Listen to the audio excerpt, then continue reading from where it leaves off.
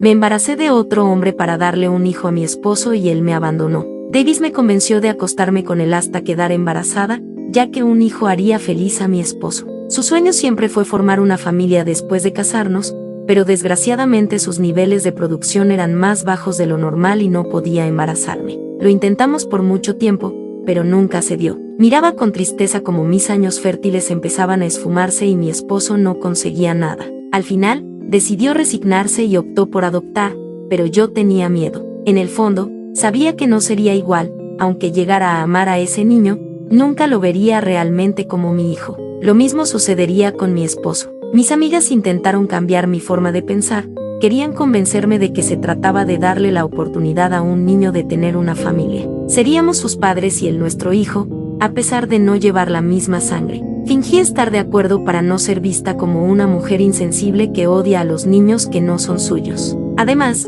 no tenía otra opción, o eso pensé, hasta que lo hablé con mi mejor amigo, Davis. Él fue la única persona que entendió cómo me sentía y me mostró su apoyo. Me hizo ver que no estaba mal sentirme de esa manera y lo desagradable que es que esperen que cuides de un hijo que no es tuyo. Se ofreció a ayudarme con la condición de que mi esposo no se enterara. Así, nuestra relación cambió. Sería algo momentáneo porque yo amaba a mi esposo y estaba haciendo un sacrificio por él, para darle la felicidad que siempre quiso, pero que después no supo apreciar.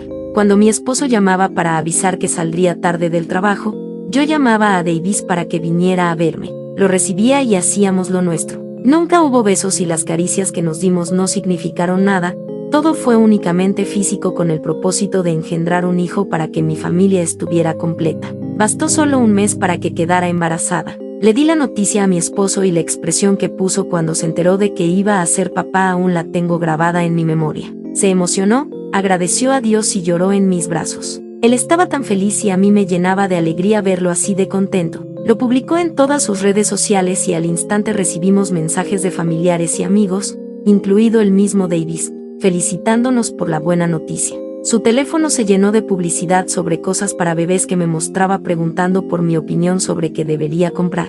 En ese momento supe que había tomado la decisión correcta. Él había nacido para ser padre y ahora sería el padre de mi hijo. No podría desear una situación más perfecta. Además, la noticia le haría olvidar la loca idea de adoptar. Sin embargo, no contaba con que Davis tendría otras intenciones conmigo. Vino a verme para felicitarme por mi embarazo, mi esposo estaba en el trabajo, así que me sentí con la confianza para agradecerle por lo que había hecho por nosotros. Él pidió hacerlo una vez más y no me negué, le debía mucho y sentí que debía agradecérselo de alguna forma. Además, sería la última vez, ya que yo ya tenía lo que quería. Pero cuando acabamos, Davis encontró la forma de convencerme de seguir haciéndolo. Me habló de los beneficios que tiene mantener relaciones durante el embarazo, me metió en la cabeza que no sería suficiente con mi esposo, ya que él no era el padre biológico. Le pedí que no dijera eso, pues ya sea o no su sangre, mi esposo es el único hombre que puede ser el padre de mis hijos.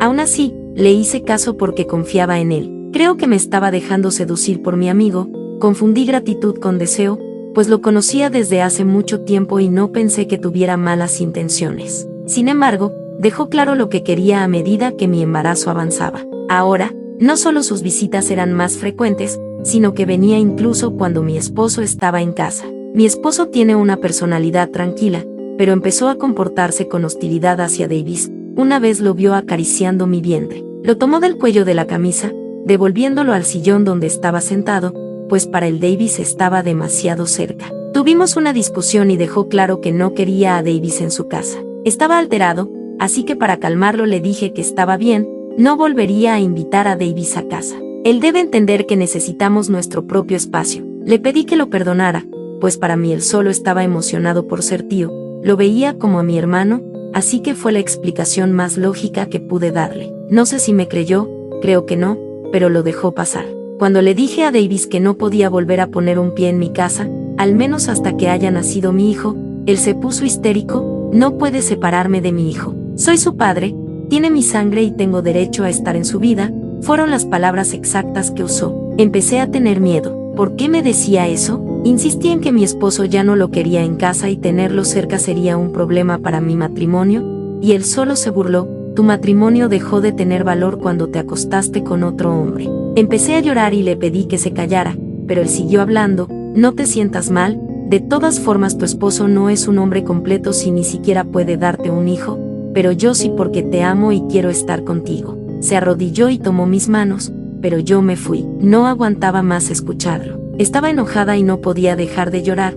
Me asustaba que Davis hiciera algo para arruinar mi relación. Mi teléfono se llenó con mensajes y llamadas de Davis, que iban desde pedir perdón por lo sucedido hasta amenazas si no le respondía. No sabía qué hacer, estaba asustada, me sentía atrapada y no podía contárselo a nadie. Tal vez a mi madre, pero ella apreciaba mucho a mi esposo como para dejarlo pasar. Estuve a punto de ceder a las demandas de Davis, pero sabía que si hacía lo que quería, no iba a parar hasta hacer pedazos mi matrimonio. Ingenuamente creí que si le pedía que me dejara en paz en honor al supuesto amor que decía tenerme, él se apiadaría de mí, pero eso solo lo enojó más. Quiso victimizarse diciendo que solo lo había usado y me dio un ultimátum: o dejaba a mi esposo para estar con él, o le diría a todos que lo engañé. Había perdido la cabeza. No, lo correcto sería decir que siempre fue así, por eso a mi esposo nunca le agradó. Me dio una semana para tomar una decisión. Empecé a tener ataques de pánico y llegué a mi límite cuando, disfrazado de una conversación casual, le pregunté a mi esposo si alguna vez le habían sido infiel y qué haría en tal situación. Él sacudió los hombros: me desharía de la basura, esas personas no tienen respeto ni por ellas mismas. Nadie que haya sido infiel es material para una relación. Siguió hablando de las consecuencias y acabó preguntando qué haría yo. Intenté mantener la calma, pero acabé colapsando, solo para que al despertar me dijeran que sufrí un aborto espontáneo. Sentí una mezcla de alivio y preocupación. Sin el bebé ya no había pruebas del engaño, incluso si Davis decía algo, no tenía forma de probarlo. Me sentí mal por mi esposo, pero ya no me rehusaba a la idea de adoptar.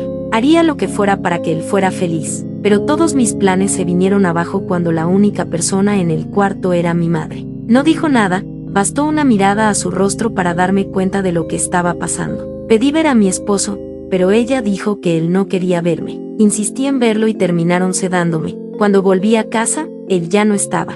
El divorcio se llevó a cabo en contra de mi voluntad. Davis había esparcido el rumor de que me había enamorado de él porque mi esposo era un inútil en la cama.